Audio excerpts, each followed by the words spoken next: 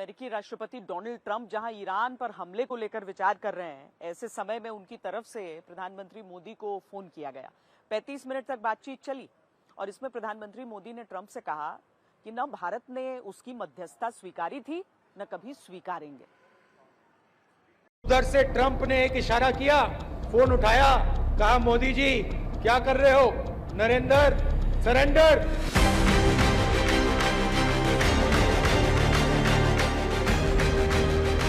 Trump साहब ने 11 बार बोला है कि मैंने नरेंद्र मोदी को सरेंडर करवा दिया।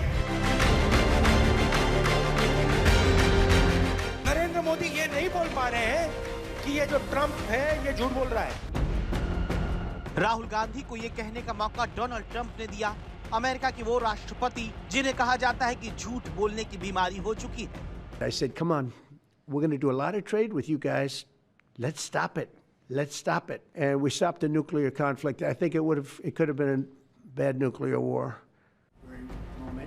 डोनाल्ड ट्रंप दर्जनों बार भारत और पाकिस्तान में सीज फायर करवाने, दोनों के बीच मध्यस्थता का दावा कर चुके हैं। भारत के बार बार मना करने के बावजूद जब श्रेय लेने के भूखे डोनाल्ड ट्रंप नहीं रुके, तो प्रधानमंत्री नरेंद्र मोदी ने फोन पर उन्हें साफ साफ कह दिया। ऑपरेशन सिंदूर को लेकर ट्रंप की गलतफहमी दूर कर दी। डोनाल्ड ट्रंप के मुंह पर कह दिया कि किसी ने भी भारत और पाकिस्तान के बीच सीज फायर नहीं करवाया, पाकिस्तान खुद चलकर सीज फायर मांगने आया। दोनों ने सहमति जताई। विदेश सचिव विक्रम मिस्री ने बताया है कि राष्ट्रपति ट्रंप ने प्रधानमंत्री नरेंद्र मोदी को फोन किया। 35 मिनट चली बातचीत में प्रधानमंत्री ने डोनाल्ड ट्रंप को सच्चाई याद दिला दी।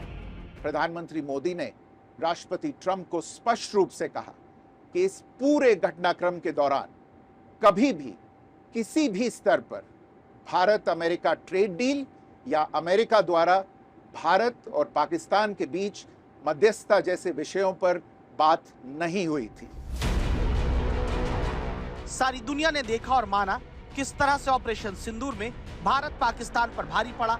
4 दिन में ही पाकिस्तान पलटवार करने के काबिल नहीं रहा, लेकिन उसे डोनाल्ड ट्रंप के झूठ ने ताकत दे दी, मुंह छिपाने का मौका दिया।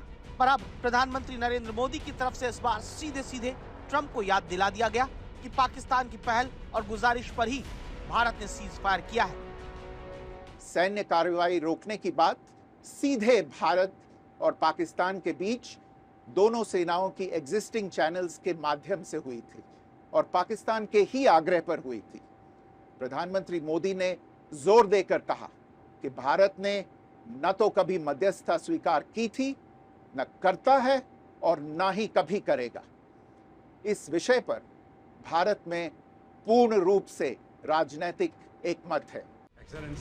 प्रधानमंत्री मोदी यही नहीं रुकते, उन्होंने मध्यस्थता पर झूठ के जाले साफ करने के बाद दुनिया और पाकिस्तान को ये याद दिलाया कि ऑपरेशन सिंदूर अब भी जारी है और आतंकवाद को भारत अब युद्ध के रूप में लेता है।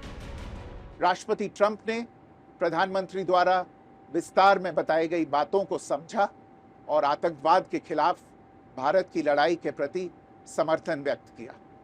प्रधानमंत्री मोदी ने यह भी कहा कि भारत अब आतंकवाद को प्रॉक्सी वॉर नहीं, युद्ध के रूप में ही देखता है और भारत का ऑपरेशन सिंदूर अभी भी जारी है।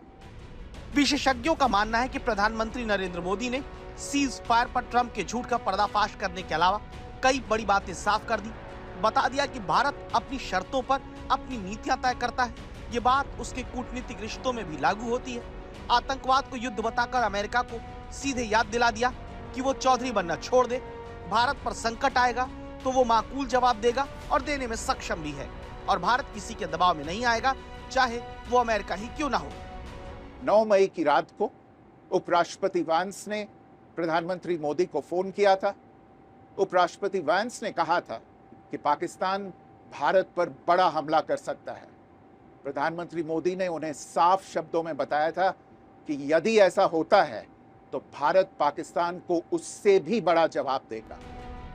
आतंकवाद को लेकर अमेरिका के दोहरे रवैये पर भारत और अमेरिका के बीच रिश्तों में तूफान आया है।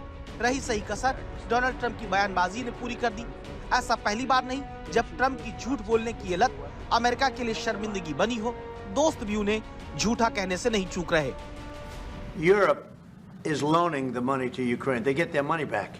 No, in fact, to be frank, we paid 60% of the total effort, and it was through, like the US, loans, guarantee, grants, and we provided real money, to be clear. Okay. We have 230 billion frozen assets in Europe, Russian assets, but this is not as a collateral of a loan because this is not our belonging. So they are frozen. तो Donald Trump झूठ पूरे आत्मविश्वास से बोलते हैं, वो भी ऐसे जिसका कोई सिर पैर ना हो, लेकिन अब दुनिया उनकी इस आदत से आजिज आ चुकी है और उनके मुंह पर ही कह देती है, सुनिए डोनाल्ड ट्रंप, आप झूठ बोल रहे हैं। सच से सामना और बेइज्जत होने पर भी ट्रंप नहीं सुधरते, अपनी बात पर अड़े रहते हैं। If you believe that, it's okay with me. But they get their money back, we don't, and now we do. But you know that's only fair.